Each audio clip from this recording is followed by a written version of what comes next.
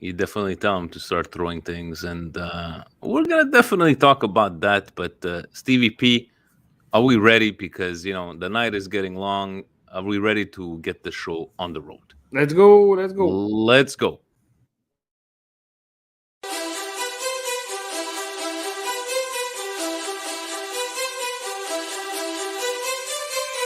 You are listening to the Milan Weekly Podcast, the English voice of Radio Rossonera and Milan fans all over the world.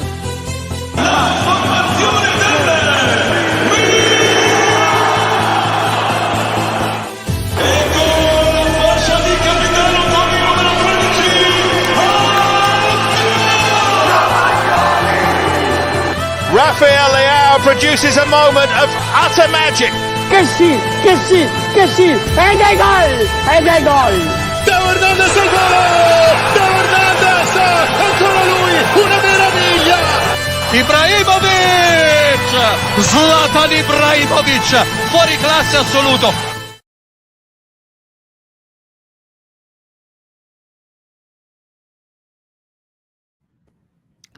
Cari amici sportivi, welcome yet to another edition of the Milan Weekly Podcast. Here we talk everything Milan, episode 223. A snooze fest Milan, and she wasn't a MILF, she was really an old lady yesterday, Milan. And well, we're not professionals. Nor do we pretend to be. Stevie P, Vinny T, always here faithfully every single Monday. And Stevie, I know you're feeling a little under the weather. Let's get straight into it. No housekeeping stuff other than welcome to Larry Footlong. That's his name on Patreon. Larry Footlong, thank you for supporting. Welcome to the Patreon family. But Stevie P, I'm going to first off get you going. I'm going to go with David's question because it's been the talk of Twitter world today. David's asking on Patreon, could somebody please explain to me how Juventus could sign Vlahovic for 70 million? Is it only Milan that can make big moves? I wanted to start off with this because I know you were quite vocal in the group and not really fuck Juventus, more of the system kind of thing. And I just wanted to take the time and get your thoughts on what is going on, man. Like, it's just... Today I'm a bit pissed off. It's pissed off at everybody. I wrote to everybody in the chat, seeing a move like this, Vlahovic to Juventus, and I don't hold anything back. I am not a Juventus fan. I don't like Juventus. The problem is not, and it's not everybody on Twitter, the Juventus guys having an orgasm over Vlahovic. It's the coup of the decade. That's what I read. The coup of the decade, for sure. It's everything. It's the whole soap opera. It's the whole how the system in Europe works, and unfortunately, it's broken. And because it's so broken, we get deals like this, right? It's hard, Steve. It's hard for us, casual fans or diehard fans to go. We get teams a la Inter, a la Roma, a la Milan, right? Budgeting, getting strikes against financial fair play. Then we hear, especially this year, the debts that Juventus has accumulated. How even with the Chiesa thing with Fiorentina, with these and even with the Sassuolo, with what's his name? Wow, Vince. Locatelli. Thank you. It's just like, but how does this finding this formula? It's always they've agreed with Fiorentina that the transfer will go through. We now have to agree on a formula. Why do they have to agree on a formula? Why? No one agrees on a formula when Milan has to do a transfer. Not just Milan, right? And supposedly Utsirok, he said, no, we're not taking any substitutions. We're taking 70 million minimum, which I'm not sure I'm going to believe that, because in what country or system does Juventus can pay 70 million? Rocco Comuso, from this day forward, on Milan Weekly Podcast, and I know it's not him. I'm just saying because he's very vocal, which I like. He's a different type of owner, which I like. He's, he's someone who left Italy, young, went to America, built his fortune, came back, reinvesting in Serie A, which I like. People are going to skip this portion. What I don't like is he came here all tough. And he took over Fiorentina, and the first thing he said is like, I will never sell a Fiorentina player to Juve. And Chiesa happened. And I'm not even mad at Chiesa going to Juventus. I was at the time. I'm mad at how it happens. I'm mad at how the selling team, who should have all the power, especially when it's Juve that are asking for Chiesa, have to abide by these rules where we'll pay you in 2 times, we'll pay you in 3 times for a player like Chiesa. Then Vlahovic happens. And now Vlahovic, we're going through this again. So now people, and especially Fiorentina fans, are calling bullshit, right? And I don't agree. I don't agree with their striscioni where they're calling him names and I don't agree with. But the frustration portion of it, where they're angry because they've been lied to, I do agree. Now, is $70 million going to help Fiorentina? Absolutely, it's going to help Fiorentina. Yeah. But this team was making a run. They were picking up pieces during the winter mercato to piece together something that's going to make a run. I'm not going to say they were finishing 4th, but they were going to be in that Europa League spot, which is fantastic for Fiorentina, and then build on that. They were going to lose Vlahovic no matter what. No matter what, yeah. No matter what. What irritates me is that from what I've read, and now I may or may not be right, but from what I've read, there was larger offers from English Premier teams where, Tottenham and Arsenal wanted to give more. This is what gets me angry. The selling team, which again should have all the power because they've invested in Vlahovic, they've taken him on for this journey of his career at Fiorentina, cannot sell him to Arsenal or Tottenham for more money because apparently the player doesn't want to go. Now, last I checked, in North American sports, there is no trade clauses. There is no movement clauses. That doesn't exist in Europe. It obviously it exists because he just said no. And the agent said, but who are they? Who are they to say no? That's what irritates me about this whole formula, right? And again, you don't want to get into the Milan situation where you're going to lose Vlahovic for no reason. So they have to look, but now he's pointing at Juventus. I want to go to Juventus. So then Juventus has to pay. Juventus has to pay. That's as simple as that. 70 million. No, I wanted 70. Now you want him. He wants to come to you. I want 80 million. Start paying Juventus. You have the money. The Agnelli family seems to fix everything. Right? Yeah. It's just a couple of months ago they had the police in their offices. I don't know, Vinny. From what I see in the news, every time the police is in your office or someone's office, not a good sign. There's not something good that's going on there. It's just the frustrating part. And Steve, let me be honest with you. Do I think Vlahovic is going to make a Juventus a top 3 team? No. Under Allegri, he's not going to. It's just how does this happen on a player that has a $70 million price tag? You want Juventus, that's fine. A lot of people were commenting on Twitter that we knew last year that it was going to go Juventus. That's fine, right? But now you're not going to pay the 70. You're going to come up with some sort of plan. Why does this only happen to Juventus? How come us were struggling? Look at it. We like to make fun of Inter, Steve, by all means. But when you get rid of a guy like Lukaku and replace him with a guy like Dzeko, on paper, Steve, it's like, it's not a great replacement, but got the job. They did what they needed to do. Why can a team like Inter, a team like me, what are we signing? $5 million, 18-year-old strikers? I hope he turns out very good. He's a tall bastard. I get it, but we're talking about these kind of things. It's No, just the other thing too is it's perfect timing, right? It's like rubbing salt in the wounds of others, right? You saw the post. I don't know if you saw it, but I'm pretty sure everybody else saw it. It's a post from Inter. I had a chance to read it very quickly. From my understanding and how I interpreted it was that they were going to be sanctioned by financial fair play again, right? Because of the debts that Inter has. So, again, exchanging with Nima explained to me, and this is why I like the guy. No, they're not going to get sanctioned.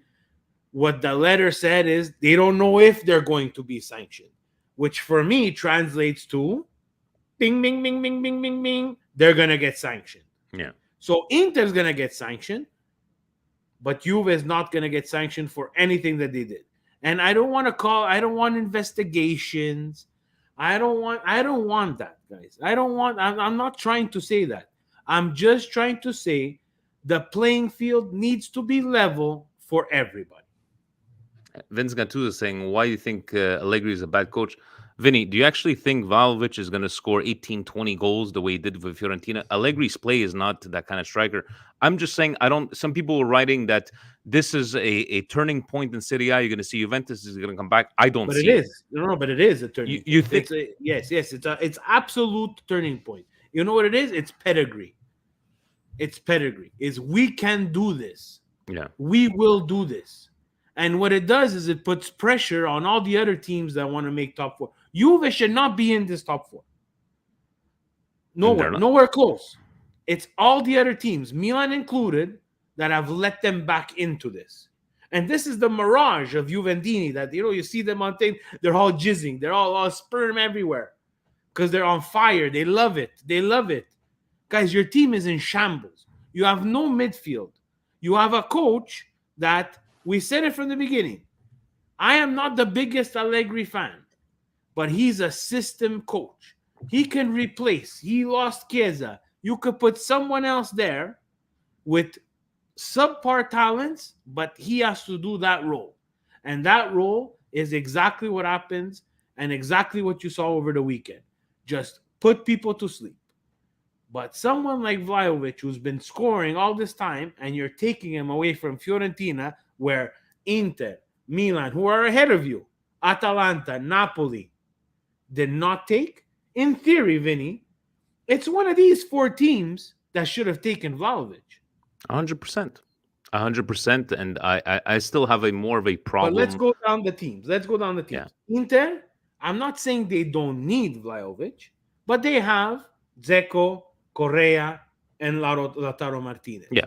We're going to skip our Milan. We're going to go to Napoli. Napoli, yes, they have Osimhen. Do they need another striker? Yes, but we know ADL is not going to spend money. That's why they never won a Scudetto in the last 10 years. Cry, Napolitan, and all your pizzas. That's what it is. Right? Yeah. Then you have Atalanta. That's not a type of signing that Atalanta makes. Atalanta would never spend that kind of money. We know that. That's not a signing that Atalanta makes. And now I bring you back to Milan, where we've been dying for a striker. We've had this Ibra. We've had the Ibra dream. That's fine. But Steve, that's what the conversation is coming to. Why is Milan, let's just say, why is it not thinkable of having Milan with a payment plan? Let's come up to why is it always these kind of things happen with Juventus? Have you ever heard of a deal a la Locatelli that Juventus got? No, Pay me in 2 years from now? You're mixing the whole message. Milan have these formulas. They have these types of formulas, the 2-year loans. We've done that before, but not at a $70 million player, Vinny. That's what drives me crazy. Milan have had to do this because, unfortunately, we were not prepared for the Senatori leaving. That's on Galliani, Berlusconi, and so on, right? Yeah. Yes. So we went through this time. We had a corrupted and who knows what with Young Hong Lee and that stupid soap opera. But now you have this, and you're not even approaching the $70 million players. There has to be the level of signing needs to raise at a certain point. We want a $4 million guy. But We if want you the $4 million guy. okay, Steve, so help me understand. If we look at the books and what has been reported, Juventus is more in debt than Milan. But that's why the playing field is not level. This is what I'm saying. Juventini are going to fall back on, but we had, you hear me a little bit more professional here? We had a CR7 for 3 years. You won jack shit. You won jack shit. Shit, you won. You didn't win the Champions League. You won the Scudetto because the Milans were sleeping and Roma, Napoli, so on and so forth were sleeping. Right? Oh, but CR7, Steve, CR7, he brought so much visibility to Juventus. It's a worldwide brand. Let me tell you something nicely there, sir. No one gives a flying fuck about Juventus. Absolutely no one but Juventini. Because premiership rules. Yes, Steve, but Juve, they generate a whole ton of revenue. Okay, that's cool. You got to give it, okay. Yeah, they make but you're $200 million in debt. Your Ronaldo project failed. It failed because you brought Ronaldo to win the Champions League and you did not. And what happened? As he was making 60 million, people were saying, hey, he's making 60, I'm making 3.5. There's a little bit of a difference there. Then the Juventini get all mad. Dybala, he's not worth 10 million. Guys, you did this to yourself. The fucking eyebrow guy and his blonde bodyguard, they did this. They screwed up. They wanted to be, we brought Ronaldo to Serie A. We brought Ronaldo. Hey, it's fine. But it didn't do its job. It got us a shit-ass deal with the DAZN that lasted 1 year, 2 years maybe. How long did it last with DAZN? I think 3. In I'm saying North America. Yeah. It still continues in Italy. They have their production, go on and so on and so forth, but the money's shit. So what did Ronaldo coming to Serie A do? Steve, do you know how many jerseys? Were sold yet?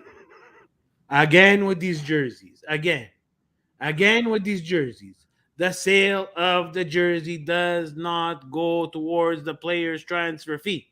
There are a lot of things that have to get paid. He's on fire. Jerseys made by Adidas. You think Adidas gives it to Juventus for free? No. There's a calculation there, guys. It doesn't work that way. So, this is the things that bother me about the Vlahovic thing. And I'm pissed at Milan.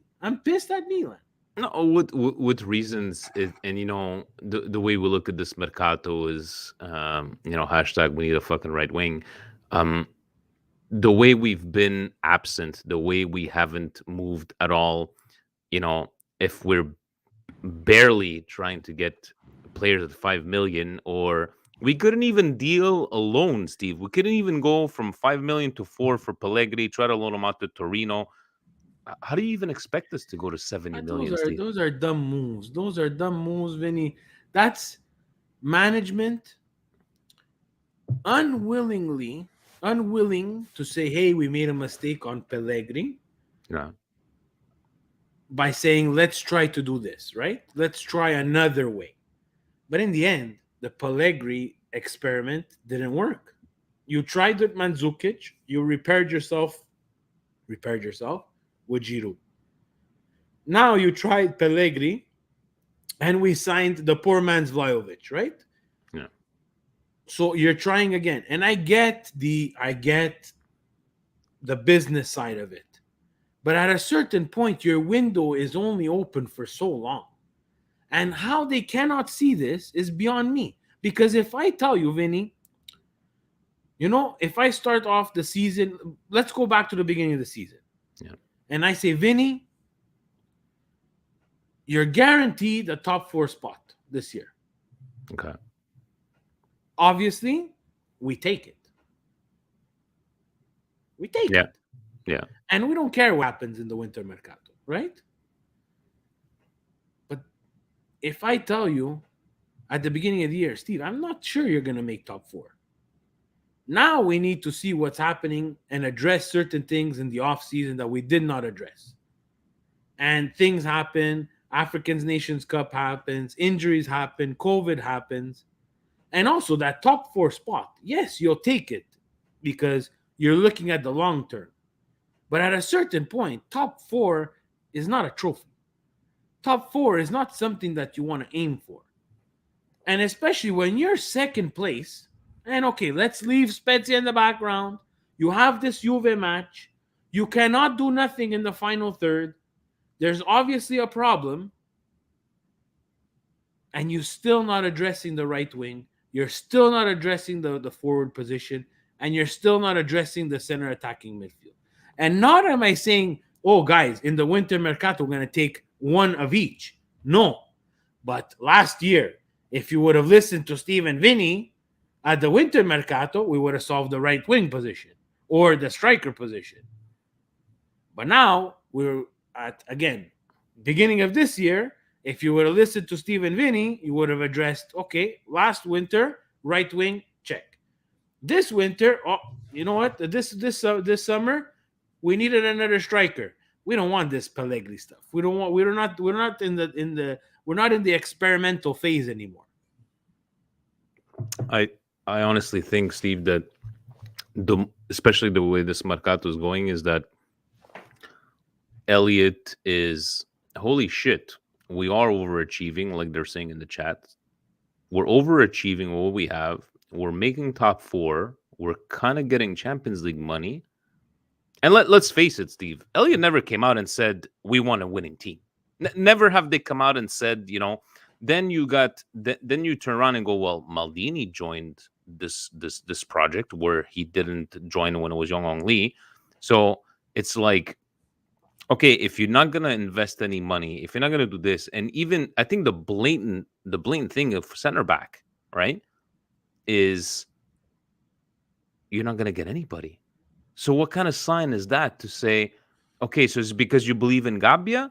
I got no problem with you believing in Gabbia and Kalulu. But you're not Gabbia. They don't believe in Gabbia. We don't have conversations if they believed in Gabbia. But if they believe that they have enough, I don't need a center back to go replace Kajar. So you finishing top 4 is not important. You're just expecting a team to overachieve. No, they're expecting top 4. They're expecting top 4 with only the tools that they decide that they want to give. And I don't expect it from Elliot. And, talking with a fellow Milan club member, Luca Busciariti G, who gave us the meat for La Sopressata this week that we made, the Friday. We got Vinny Gattuso in the chat. Sopressata. Don't be sad. We got Sopressata. That's what Dario said. Is it hanging in the... It's hanging. It's hanging. Beautiful. And he brought up a good point. The Spezia thing. Yeah. Why didn't Maldini come out and talk? We understand. We understand Maldini's mannerism. He wasn't a captain of much words, but now you're not the captain anymore. The only time now you're in charge. When did he speak? He spoke about the Tio Hernandez contract. He said, "I'm not expecting a center back." This is the last time we spoke. He said anything to the media, right? Zvonko, what's happening, buddy? Been a while. Yeah, no, Maldini not talking. By the way, I like this way the podcast is going right. Just us talking right now. What did he have to say? Why did Maldini not talk? He just asked the question, and I had no response for him. Right? I had no response for him, and it made me think. Man, he's right. Against Spezia. Again, everybody knows my position. Again, we're gonna repeat it. I think they should have killed the game before. Blah blah blah blah blah blah blah blah blah blah. Referee makes a mistake. Maldini, when they talk and they give him the due cuffia like this, where he's on, he's on Sky or he's on DAZN. Yeah. There he had to get angry and say this cannot continue. This cannot continue. Just to, even if after, behind the scenes, he apologizes, he takes the fine, he apologizes, he gets the apology from the refs, but he shows the people that we are Milan again. Yeah. But It's instead of doing that, no one did anything. we took it. We took it, and that's the thing that pisses me off. Not not the game, not the way it happened. Is that, again, we did our own damage, self-inflicted wounds. I'm okay with that. What I'm not okay is no one from upper management showing any balls, coming out and not saying anything to the, and not saying anything public. Pioli was very respectful. I find, like, he put blame on the team. He's like, yes, he made a mistake, but a lot of the team, like the way we were talking last one. But I know, and but on the other side, Steve, you don't see the Agnelli's talking. You don't see the De Laurentiis talking. Excuse me. Agnelli, We when does don't he talk? see the Agnelli's talking. When have you seen actually like a press release saying something? Okay. Agnelli. Vinny, Agnelli talks all the time. It's Nedved who talks. Yeah, Nedved. Okay. Nedved is Paolo Maldini. True. The same position. Nedved would have been crying. Nedved, oh my God, his hair would have got even more messed up. He would have been flustering. He would have stormed down. He would have talked to the refs. He would have caused a disaster. And I get that that's not the mannerisms of Paolo Maldini. And I'd never want him to be like that all the time. No. You see, because Nedved is like that all the time. But he's always crying. But if He's Maldini crying about spoke, people would listen because exactly he'd never talked. But at least that one time where your team, and your players, they feel like they got robbed, let alone what the result of the match and what happened, but they feel like they got robbed. You got to come out. You got to come out and you got to stick up for your team. That was, I give it to Luca. He brought that to my attention. He asked me that question. And again, I had no answer. And speaking of having no answer, love that segue. Steve, did you hit the snooze yesterday? My God, I loved getting the Patreon guys together. Everybody was riled up. Tommy made an appearance. Fabio, he was all excited, everything. And Steve, I'll be honest with you, I fell asleep. I fell asleep for like 10 minutes, and I woke up like, how the fuck did I just miss 10 minutes? And it's like, I didn't miss fucking shit. You were saying in the group, two teams that needed to win, absolutely. And yeah, we had more chances than Juventus. Juventus had no shots on goal. This Juventus sucked ass. Yep. And we couldn't. I don't understand how Leao was not the Leao we've seen the last couple of games. Diaz in the first half was like, okay, he seems to be a bit more lively. Second half completed. Messias, where the fuck was he? I think at this point they should have started Salamaker. But how do we explain a game like this, especially yesterday, where we needed to win, and it just felt like, Steve, it felt like both teams were playing for a tie. I don't get it. You're watching with my cousin Johnny. What did you take from this game? Yeah, look, I'm not saying that they were both playing for a draw. I think Milan was more dangerous. I agree with you that this Juve sucks.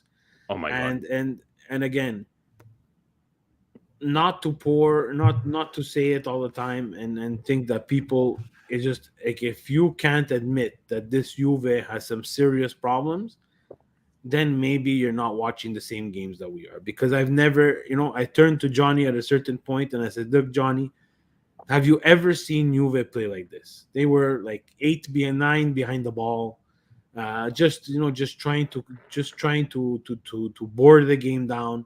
Didn't want to do in the final third. Nor Milan nor Juventus had the right decisions made in the final third. You touched a bit on Leao. I'm scared that, I said it before, he has to be intelligent enough to understand when people are catching on to what he does. And yesterday, unfortunately, he was not. He got a tactical lesson yesterday. They were pushing him to the sideline, limiting his space, but always two people on him. And he did not know when it was right to take someone on or when it was right to make a dangerous pass.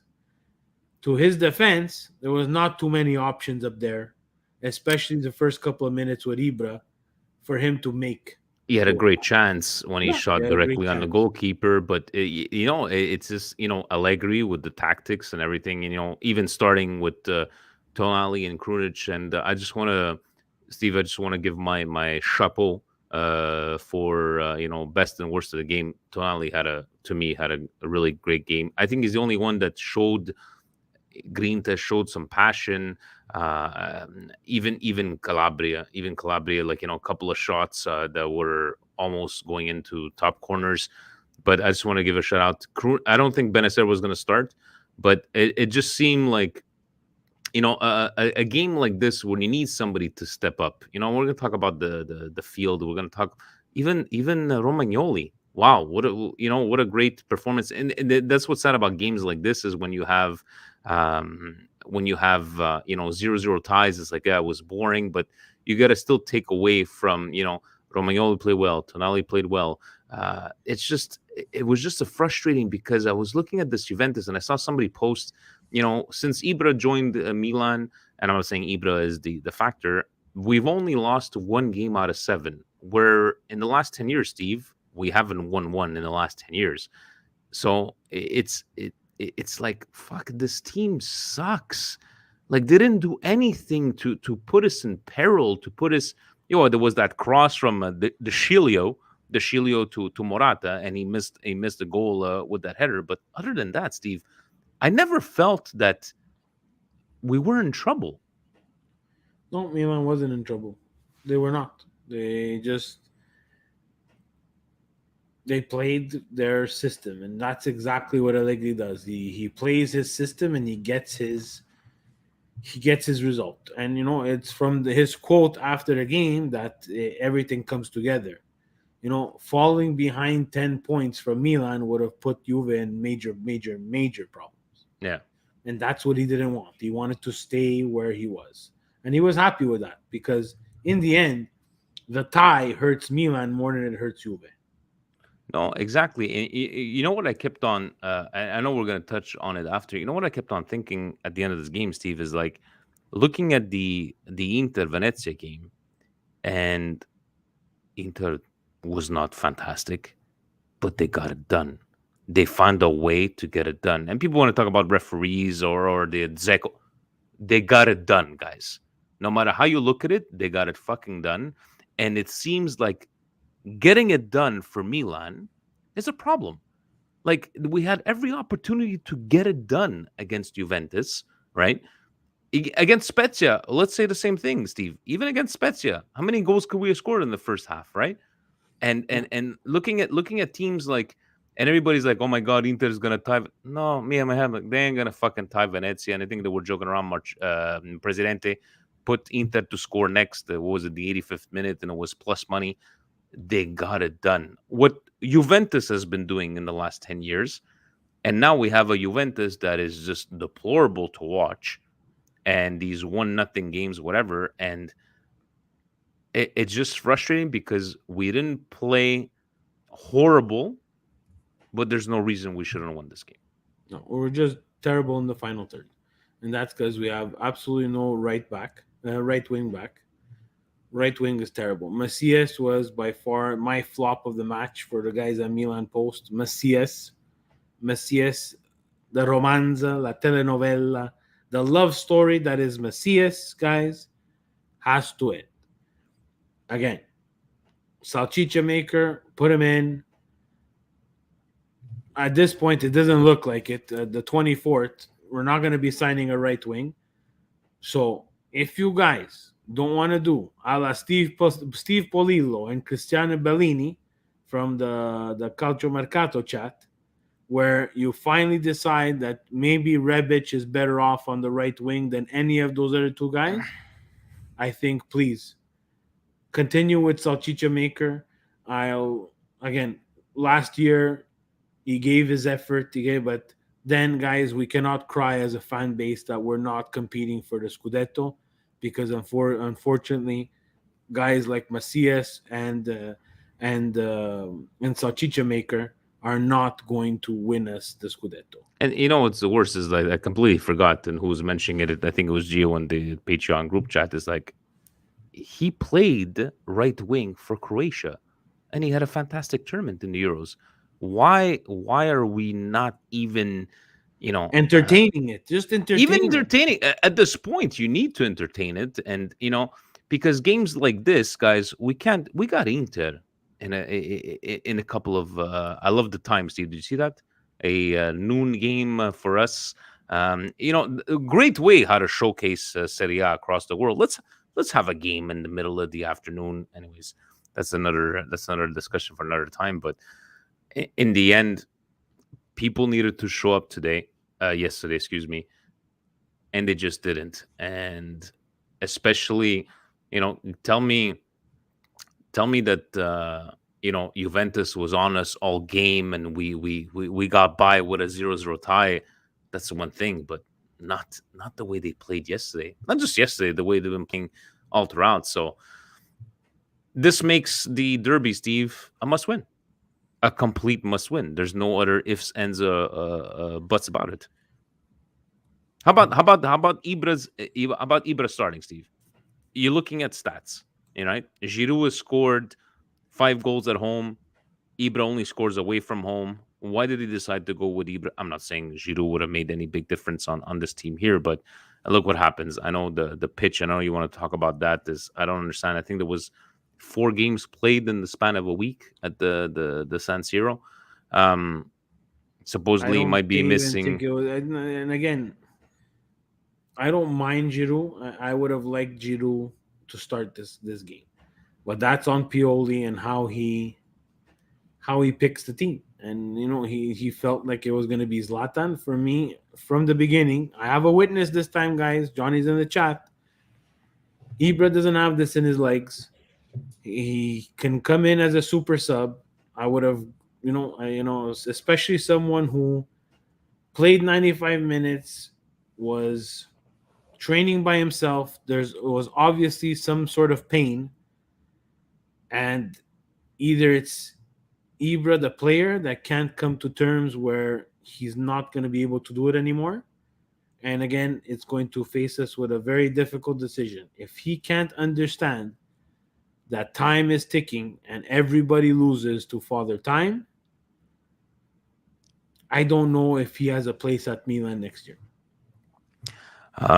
So you said about your flops, you said about tops, and we do have so on the February, I believe, is what, the 5th, we're playing Inter. Then on the 9th, we're playing Lazio in the Coppa Italia. Oh, and by the way, Steve, congratulations to your team that got it done. The San Francisco 49ers. I saw Joe Montana over there. Yeah. He was doing the 3-point, but look, they got it done, did they not? Right? They got it done, and we went to Lambeau and we got it done. And on that note, do you have anything else to add about this game until we look at the field problems are in the field question? There's a question about the field or no? I believe, I'm not sure that they mentioned it on. Okay, Patreon. let's talk about the field. Let's talk about the field. Okay. How could it be that 2 European powerhouses have to play on a field that's worse than a field that I myself have played on in an ocean away in Canada, where for 8 months out of the year it snows and we cannot play on it? Even the Rossoneri played, huh? Even the Rossoneri, I believe it was. Anyways, that was disgusting. It's been disgusting. Terrible. I can't believe it. I understand that we share the stadium. I understand that it will get beat up. When was the last time this happened, Steve? Inter and Milan playing a home game on the same weekend? Yes, like how could that be? It's because of this new rotation thing, right? Flip-flopping rotation and how it's done, right? So I don't understand that. What irritates me even more is today Parma will be getting a new stadium. So Parma will be getting a new stadium before Roma, who who, by the way, Roma. Now the freaking group is trying to do that. The freaking group is trying to continue the project for their new Roma stadium, but there's no project to continue. That was the best. That was a really, really good article. That was fantastic. That this is how Italy works. So these guys dumped a ton of money into your league, bought a team that was in shambles, want to build a stadium, and don't even have a starting reference point to a 10-year soap opera that took place before they took over the team. If I'm these people, I am going back to old Roma ownership and saying, but what the hell were you guys doing for the last 10 years? That's their problem. Now we're at the Milan thing. We talked about it last week. Again, I agree with a lot of people. I think Milan and Inter should have two separate stadiums. But hey, we're even having trouble building one. Yeah. So let's start with this one. Let's go with this one. Yeah. Can you just find an agreement? Sit the hell down. What the hell's the problem? They built how many stadiums in Qatar, Steve? I'm No, sorry but for all the not people. even Also, Qatar. and Qatar I'm is a saying stupid they- example. they Qatar is were a able- stupid example just because Qatar, it's all for show. They're they were tearing able them down, to they're build moving there. stadiums. Yeah, We're but they're asking tearing for down. one. But just go to the good old US of A. Our Patreons, Geo, they build stadiums in like less than a year. They build stadiums next to a stadium. And then blow up the other stadium without touching the new stadium. But there's politics and this and This is the problem, Vinny. And But it's it's- again boils down to Serie A. it's sad. It's sad that when you hear from one player, one coach is one thing, but multiple players have come out and said it, and even the coaches, like the pitch was horrible, and no offense to a team like Parma or Salernitana, this is the San Siro. Now they decided they're gonna change it completely for the derby.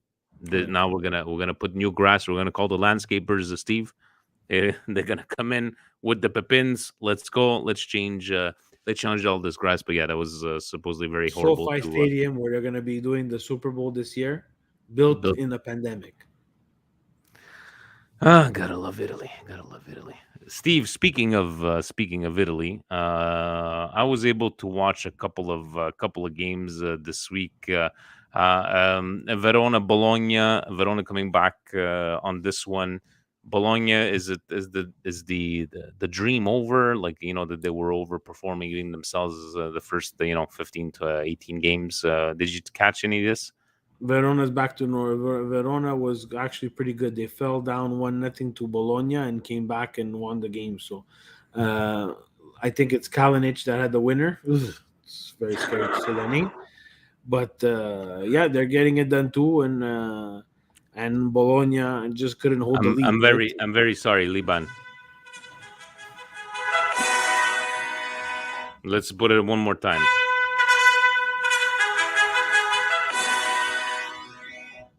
All right, so on that one, Bologna just went back to being the Bologna that we know, right, Steve? And we still love you. We talked about Inter, last minute victory. They just got it done. The game was terrible. I think Inter was terrible too. Venezia, hard fought. I think they deserved the draw, but that's what the champion did. Did you put any into that elbow of Dzeko? I think even though the VAR reviewed it, and I think it's because he touched the ball first. But did you see that guy's face, Steve? Yeah, it was ruined. Yeah, it was.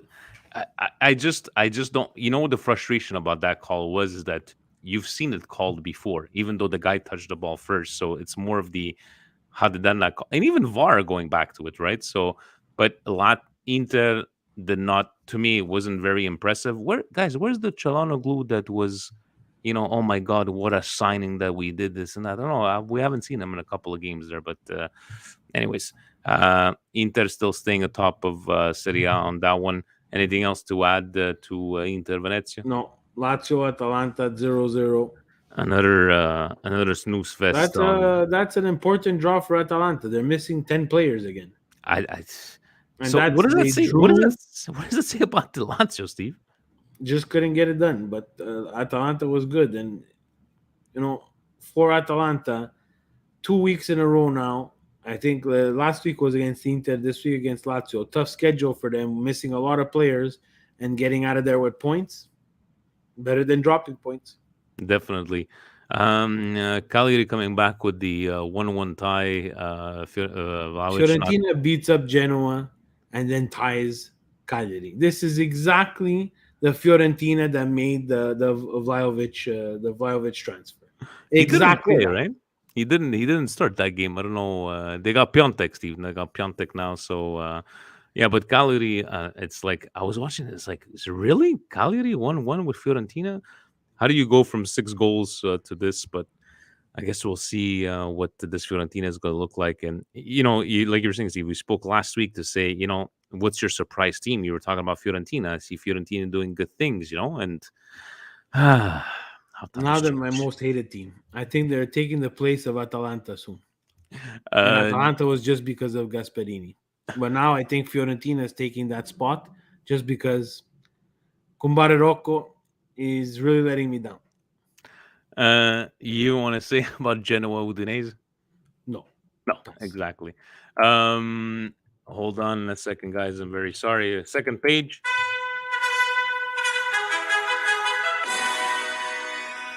Torino Sassuolo, Steve. I know Torino was winning 1-0 throughout the whole game. Sassuolo comes back and ties it up.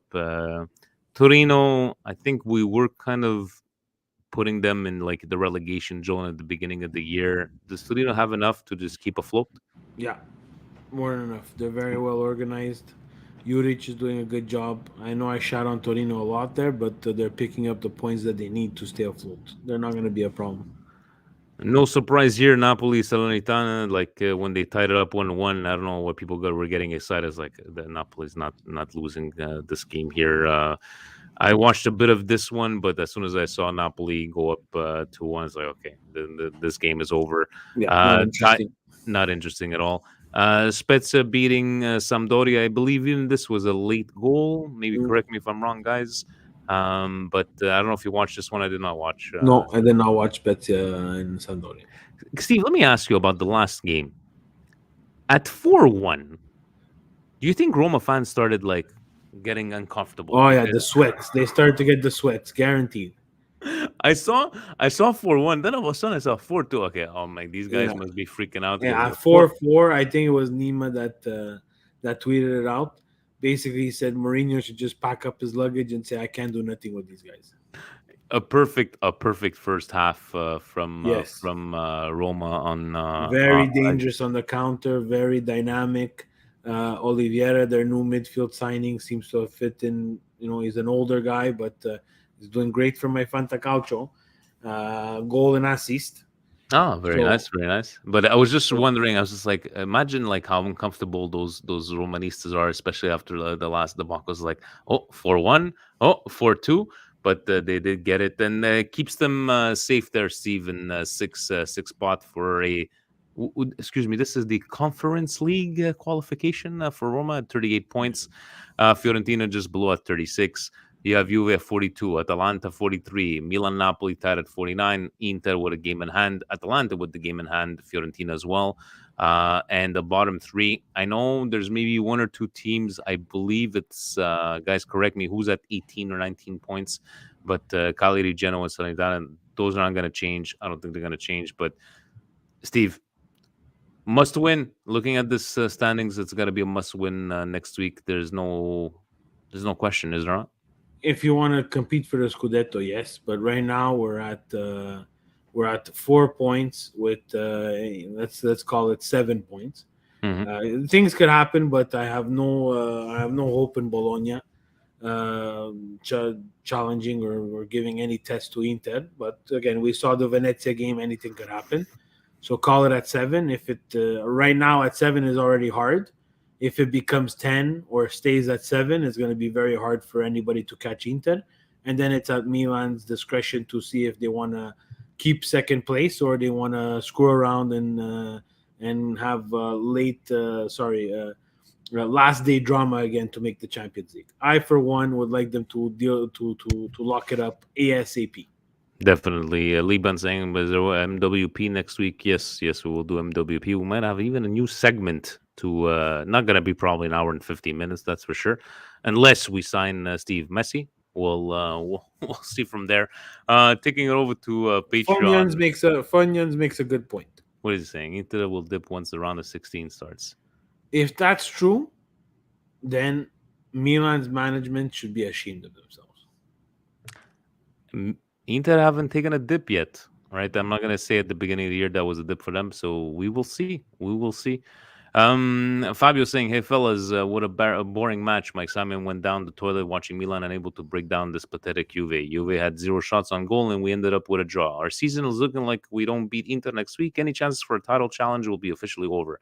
I just wonder, when will Leal give us a full 90 minutes, and how come we haven't tried Rebic at the same time out there? Bench Diaz because he hasn't done anything all season. It's just frustrating when we wanted to lay the smackdown on their candy asses, but instead we got a jobber fest. All the best, boys. Enjoy the COVID break." Speaking about Diaz on those, I felt I saw something different in him in the first half. Not that he created a lot. You didn't see anything, Steve. I just felt he No was difference. more present. I just felt that I saw him touch the ball a lot more than the last games. But Fabio here, not really a question. Just we could put anybody there to touch the ball. That's not what we want Diaz to do. We want True. him to be dangerous, and he's not being dangerous. Doesn't have any confidence going in the final third, making the wrong decision all the time. And as the game progresses, his confidence goes lower and lower and lower, and then he gets subbed out, and it's completely low. Diaz makes me wish for Honda to come back. 3K. Wow. Hold on a second. That's a pretty bad take. No Go offense. Go rewatch Honda's corners. Yeah. Gio saying, "Keep up the great work. Just put Stevie P's PSA. We need a right wing throughout the podcast because we really need one. I can't wait for the show. Also, what are you guys' thoughts on Kessie and his agent not wanting to leave till the summer?" So I wanted to ask you about this one because Well, I know honestly, you're look. Okay, I'll let you talk, but look at this. Okay, okay. Inter comes out with the letter. Maybe we don't know if we're gonna get hit by financial fair play. Milan has this whole thing with Kessie. Apparently, Kessie's agent he owns Milan right now. And no, we have a deal. Another one. We have a deal somewhere. No, we don't want it Because I want a bidding war in the summer to make more money. summer. Okay, Steve, if I'm going to take the words out of your mouth, it's business. You want to make money. That's great, right? But How could it be allowed? Thank you. How could it be allowed though? Like, How can an agent tell a player that's wants to win the Scudetto with Milan? How can an agent say that? And I think for us in North America, it's kind of hard because we don't have that, right? We've never had that. So how do you explain this guy? You want the money, that's fine. But it's like, fuck you, Milan. I got you by the balls. You're gonna lose me for free, and I'm gonna take my chances. The agents have so much power, and I'm pretty sure if you take like a North American agent and you show him what they do in Europe, his mouth will drop. They'd be like, how much money could be made here in Europe? First of all, how are things? Like, how is Juve able to talk with Vlahovic while he's under contract playing at Fiorentina about a transfer in January? Don't tell me he's got an extra year, right? I think it's 2023. It's just crazy. It's just crazy. You know, we should. So now this whole thing with Kessie, and then we're gonna get all the tweets. Yeah, Milan, you got it's the third time now. But guys, what do you want Milan to do? They have a solution now. I agree. They took the stance with Donnarumma, and I was here and I got heat for it. Raiola was looking for the most amount of money for him and Gigi Donnarumma. At least we tried. And we tried. We tried. We went far and beyond what we were capable of paying. Well, and again, I'm not saying player wins, agent wins. Yeah. Hakan Çalhanoğlu, we tried. If he left that silky, stupid snake of his and his ugly face for $500,000 more, leave. It's okay. But they tried to sign it. Yeah. Agent wins because the free transfer gives agent money. We all know that. Yeah. Now we have Kessie, another one. We want to get rid of you in January. No. What's your next move? It's like he's got us by the balls because what are you going to do, Steve? He doesn't want to leave, so what are you going to bench him? No, they can't. We're do not. that. We're They not need a it. team. We're not deep enough. Exactly, because we're not. If there was a Milan of the '90s, yeah, okay, we're just going to stay on the fucking bench, but we cannot bench him. Not So- even Milan of the 90s. If we would have addressed the positions that we needed to address, I think Milan were going to be deep. And if they were deep enough, even now, to say, you know what, you don't want to do this. You don't want to leave when we tell you to leave. It's okay. Sit in the stands, not benched. Sit in the stands. But do you think a guy like Theo getting re-signed, a guy that has been proclaimed so-called best wing back in the world right now, getting a 5-year deal? Do you not think this? Okay, well, hold on. Before people get mad, no one proclaimed him the best left back in the world. He's considered top 3. No. No, No. top 5. Maybe. Okay, Maybe. what I'm trying to get at is a guy, a talent like Theo, right, that has full of potential. That a guy, let's be honest, Steve, somebody would give him big money and a big transfer. He decided to stay at Milan. Do these kind of like deals, could they not make a guy like Kessie, or in the end, is it just about money? It's probably about money right now. That's what it is. And I think in the end, I come back to the same comment. If he wouldn't have talked during the Olympics, we wouldn't have been having this conversation right now about us being pissed off because you said you want to stay at Milan for life. So, anyways, Kim saying, "Hey, Vinny and Steve, boring game against the mediocre Juve. We have seen in years. We didn't take our chances well enough. I'm not sure if I've said this, but I will say it again. If you guys were Pioli, would you ever consider playing Rebic as a right wing? I remember when I was watching the 2018 World Cup, we was playing right wing for Croatia, and I thought it was excellent. I see, why not play him there, and he could play with Leao at the same time. Cheers, guys. Love your work and content. I think that's what I talked about it, Kim. It was about your comment there, but at this point, like Steve was saying, it just doesn't make any sense. It just doesn't make any sense how it's just, Leao has been tried in every single fucking position, but Rebic, we don't want to try it on that side there. But at this point, Steve, Pioli won't have a choice, right? Salamaker's not working out. Messi is not working out. Pas le choix, right? Pas le choix. But Pas le choix. or they do it, I have no idea. Adam's here is curious how much thought. From what I read today was 15 million. A season? Oh no! How much they offered for Kessie? 15 million. Imagine how rich the EPL is. They're willing to give him 15 million, not even get him in January, get him in February, just because they don't want to wait till the summer when they can get him for free. Exactly. Forza Domi on Twitter says, any striker from the bottom half squads you think could make a difference at Milan? I don't know if you considered Scamacca as a bottom half team. No, it's still Sassuolo. Who's that other player there? What's his name? I think he's Polish or Romanian. You think of anybody, Steve, from the bottom half teams? We're not going to do that. Milan obviously doesn't do that. For some reason, and I think it's something financial, they'd rather go abroad. And we saw it with this young prospect from that we just picked up. Mm-hmm. There's a lot of good players in Italy. João Pedro, Gio saying, yeah, João Pedro.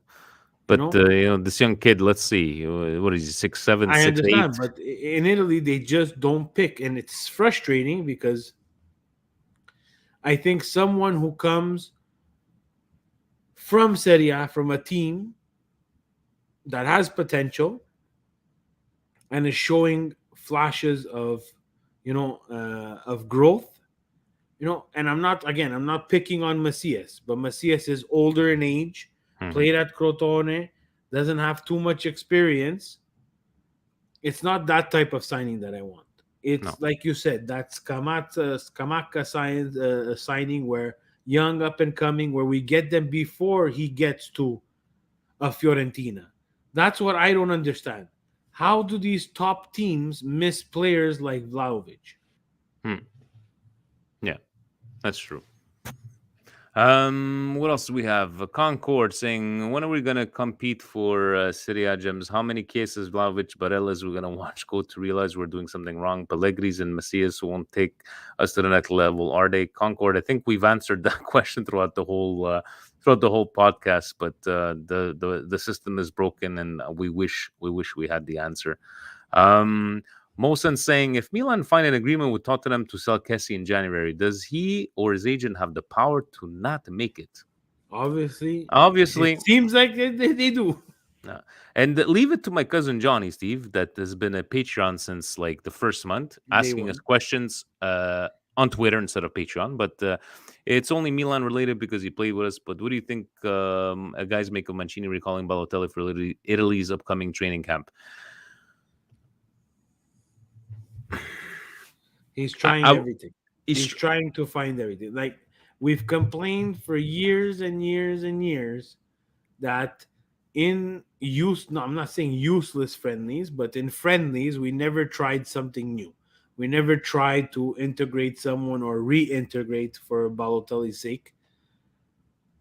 I give him credit that he's trying. While Pedro and the Balotelli is it going to be a love story that may or may not turn into something like profitable or advantageous to Mancini? But he's the one who's seeing them. He's the one who's getting the reports on them. Balotelli, it's his attitude, right? There's somewhere deep down in there's some sort of talent. If his head could get screwed on properly, I'm not saying he's going to be a starter, but he's that physical presence up front that may be helpful in certain situations, especially against the two teams that we're playing against next. Do you remember, Steve, Mancini and Balotelli in a national team, the last incident? Remember when they were playing in the States, somewhere in a friendly? That wasn't with the national team. That was Manchester City. Manchester City, sorry. When he was trying to backheel. That's why that was blown out of proportion. He thought he was offside. And that's just, again, negative things on Balotelli. Look, I don't mind them trying. I like because they never tried, Steve. When did you ever see an Italy team like completely, like, let's call completely different players for these? He's trying out, right? Because right now the qualifications are, let's remember, it's Italy or Portugal going into this World Cup, right? So we'll see. We gotta beat Northern Macedonia first, right? And we've seen that we've made it very complicated for ourselves. So once we beat Northern Macedonia, once we get past Northern Macedonia, then we could start talking about Portugal. But worry about Northern Macedonia first. I'll give you that. Gigi Patat, do you think with the recent failures of striker acquisitions, Pellegrini, Mandzukic, this management will invest the right amount of money it takes to acquire a proper striker? I don't know if he's trolling us, really, but no. We just spent $5 million. We couldn't get a loan deal from 5 to 4. So we fuck that, go back to Monaco. They're going to loan you out to Torino. Now we got this young kid at 5. But I wish I could say yes to that question, Steve. But nothing's led us to believe that this management is going to spend more money than it should. No, unfortunately, I have to agree. And that was it from Twitter. Thank you to Patreon, Stevie P. It's going to be another long 2 weeks until we get into the Derby. We'll see what Italy musters up. We'll have a quickie podcast. Maybe we'll read some Twitter great opinions on Twitter. But on that one, Steve, anything to add? Do you want to? Oh, actually, you know what? Brioshki and indigestions. I'm going to go.